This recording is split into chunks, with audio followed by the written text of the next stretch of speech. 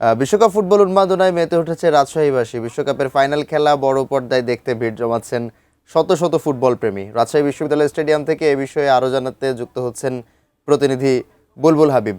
বুলবুল, কি অবস্থা দেখছেন রাজশাহীতে এই মুহূর্তে? চ্যাম্পিয়ন দল অর্থাৎ চ্যাম্পিয়ন দলের সমর্থকরা নিশ্চয়ই তারা উল্লাস করছেন এবং রানার্স আপ দলের সমর্থকরা নিশ্চয়ই তাদের মাঝে একটা সমবেদনা কাজ করছে। কি অবস্থা দেখছেন? মাহাতির, আসলে যেহেতু ম্যাচটা শেষ হয়ে গেছে এবং এই মাঠে স্টেডিয়ামে আমরা দেখেছি যে স্পেনের সাপোর্টারের তুলনায় বিশেষ করে আর্জেন্টিনার সাপোর্টাররা বেশি ছিলেন, সেজন্য আসলে যেহেতু খেলা শেষ হয়ে গেছে স্টেডিয়ামে এবং বেশিরভাগ যারা খেলা দেখেছেন তারা কিন্তু মাঠ ছেড়েছেন, ফলে এই জন্য এখন খুব বেশি যে উচ্ছ্বাস আনন্দ উদযাপন করতে আমরা কাউকে দেখছি না। তবে যারা স্পেনের সাপোর্টাররা ছিলেন তারা কিন্তু বেশ একটা উচ্ছ্বাস উদযাপন করেছেন। 32 ইঞ্চি জেভিকো টিভি এখন মাত্র 15,000 টাকায়, সাথে পাচ্ছেন 3 বছরের প্যানেল ওয়ারেন্টি।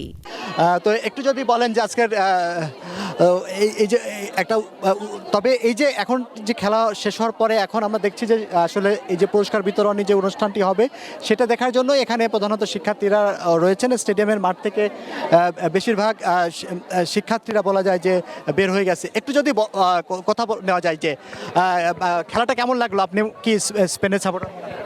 আমি আসলে মেনলি ব্রাজিলের সাপোর্টার, আজকের জন্য আর কি স্পেনের সাপোর্টার। অনেক ভালো লাগছে আজকে খেলা হচ্ছে অন্য দিনের থেকে অনেক বেশি ফাইট হয়েছে আসলে আজকে খুবই ভালো লাগছে।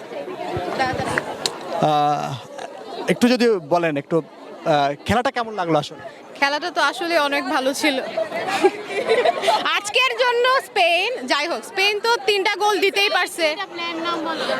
কি লামিন আছে, তারপর ওই উইলিয়াম আছে।